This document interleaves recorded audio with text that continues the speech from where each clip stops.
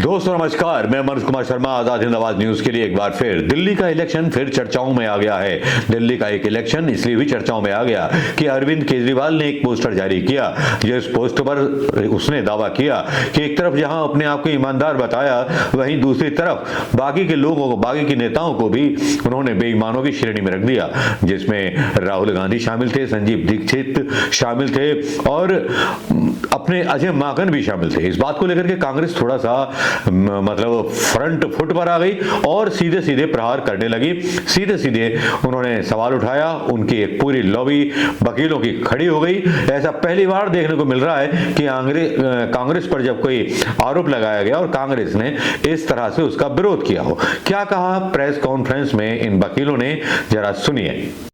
हमारी शिकायत ये थी कि आम आदमी पार्टी के एक्स हैंडल से आज एक पोस्टर निकाला गया था और उस पोस्टर में लिखा था एक अकेला पड़ेगा सब पे भारी, और उस पोस्टर में ऊपर केजरीवाल जी की फ़ोटो थी जिसके नीचे लगा केजरीवाल की ईमानदारी, फिर नीचे लिखा था सारे बेईमानों पर पड़ेगी भारी, और उसके नीचे कुछ फ़ोटोग्राफ्स थे। उन फोटोग्राफ्स में हमारे जो सीनियर लीडर्स हैं, माननीय श्री राहुल गांधी जी जो LOP भी हैं, उनके साथ साथ जो हमारे AICC के ट्रेजरर हैं श्री अजय माकन जी और संदीप दीक्षित जी जो नई दिल्ली विधानसभा से चुनाव लड़ रहे हैं केजरीवाल जी के खिलाफ, उनकी फ़ोटो भी थी।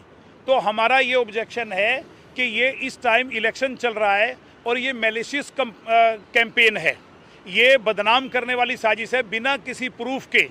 जब आप बिना किसी सबूत के अगर आप ऐसा आम आदमी पार्टी के एक्स हैंडल से अगर इस टाइप की बात लिखी जाती है तो ये कहीं ना कहीं उनकी बौखलाहट नज़र आती है कि आम आदमी पार्टी इस समय चुनाव में हारती नज़र आ रही है। और वो आम आदमी पार्टी जिसके पूर्व मुख्यमंत्री, कई मंत्री और कई विधायक जो है करप्शन के सीरियस चार्जेस में जेल गए हैं, वो उस आम आदमी पार्टी को कोई अधिकार नहीं है इस प्रकार की पोस्ट डालने का।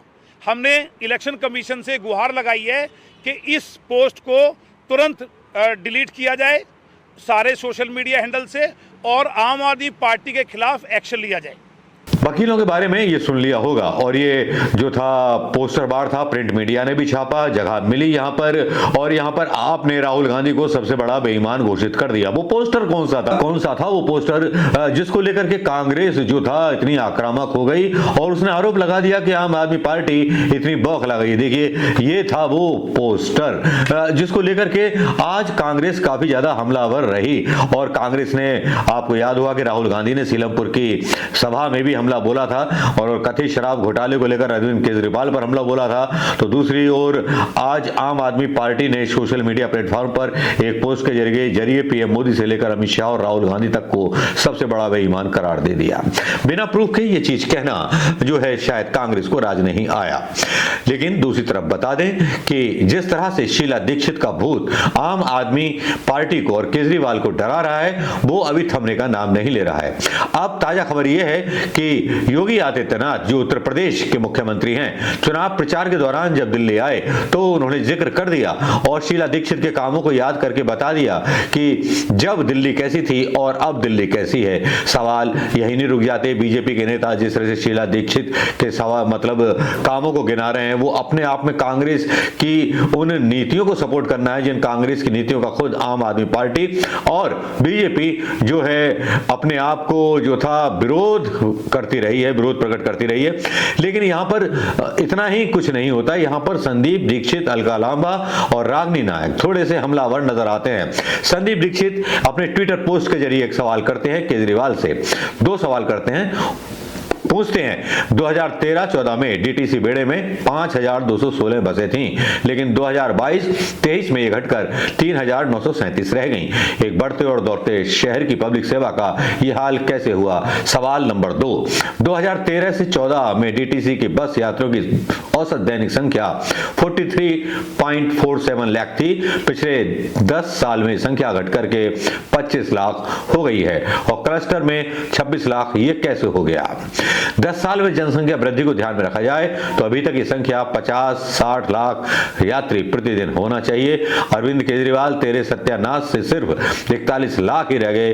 तुम 10 साल में दिल्ली को आगे नहीं ले जा सके बल्कि पीछे की ओर ले गए। साथ में कुछ आंकड़े भी यहां पर ट्वीट करते हैं संदीप दीक्षित। यहां पर उनकी इस पोस्ट के बाद जो है कुछ सोशल मीडिया के लोगों का जो है रिएक्शन आता है। वो लिखते हैं, जब आप लोगों को पता था कि केजरीवाल 21वीं सदी का सबसे बड़ा हरामखोर है तो उसे कंधे पर लाद कर चल क्यों रहे थे? सवाल भी वाजिब है कि उसे इंडिया गठबंधन में रखा हुआ क्यों था? आम आदमी पार्टी हर महादेव की आएगी। एक तरफ जहां भक्त जो है इस तरह के पोस्ट डालते हैं तो दूसरी तरफ बीजेपी शीला दीक्षित के कामों की तारीफ करती हुई नजर आती है। लगता है कि सब कुछ आंजा मांझा गांजा चल रहा है, लेकिन दिल्ली इलेक्शन में जिस तरह से गर्मी देखने को मिल रही है वो वाकई में देखने के काबिल है। यहां मैं आपको बता दूं, इसी बीच असदुद्दीन ओवैसी ने भी आम आदमी पार्टी पर हल्ला बोला। उन्होंने कहा, साथ में दावा भी किया कि शराब का जो अभियुक्त है, शराब के घोटाले में जो जेल में बंद रहा, वो आदमी मुख्यमंत्री का चुनाव लड़ रहा है। ये दिल्ली के लिए इससे ज्यादा बड़ी बात और इससे ज्यादा बुरी बात कौन सी हो सकती है?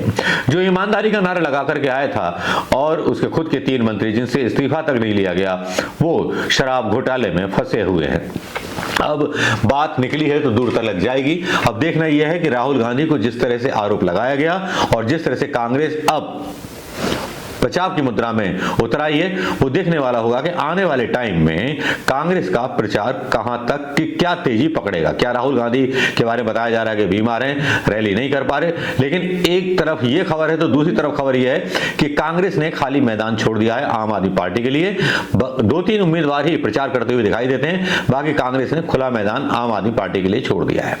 अगर ऐसी बात सच है जो सोशल मीडिया पर चलाई जा रही है तो कांग्रेस बहुत भयानक खतरे में घिरी हुई है और उसके सलाह देने वाले मूर्ख लोग हैं जो इस तरह की सलाह दे रहे हैं कि आम आदमी पार्टी के लिए खाली मैदान छोड़ दिया जाए।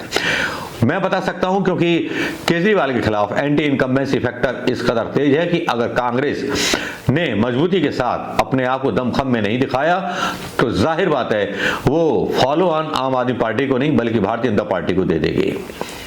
क्योंकि इस वक्त आम आदमी पार्टी को खुद अगर इंडिया गठबंधन का वो धर्म समझते हैं निभाना और साथ निभाना समझते हैं कि उनका पहला धर्म है कि इंडिया गठबंधन में किसी भी तरह से बीजेपी को मत आने दो, तब आम आदमी पार्टी को कांग्रेस को ही सपोर्ट करना चाहिए।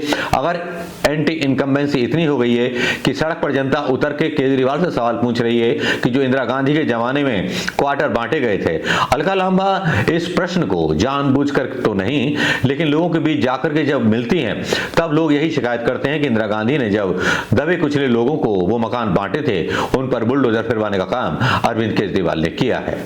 अब देखना यह है कि कांग्रेस गरीबों के सवाल और अपनी मजबूत पकड़ के साथ चुनाव जीतेगी या प्रचार के साथ चुनाव जीतेगी, या वो अंदेशा सही साबित होगा जो सोशल मीडिया पर लोग कह रहे हैं कि आम आदमी पार्टी के लिए खाली मैदान छोड़ दिया तो उसका फायदा बीजेपी को होगा, या कांग्रेस फिर से कम बैक करेगी और लड़ेगी जोरदार ढंग से। क्योंकि अभी तक जो आ रहे हैं जो मतलब आसार नजर आ रहे हैं, जो रुझान मिल रहे हैं वो यही मिल रहे हैं कि बहुत गहरी एंटी इनकम्बेंसी है केजरीवाल के खिलाफ।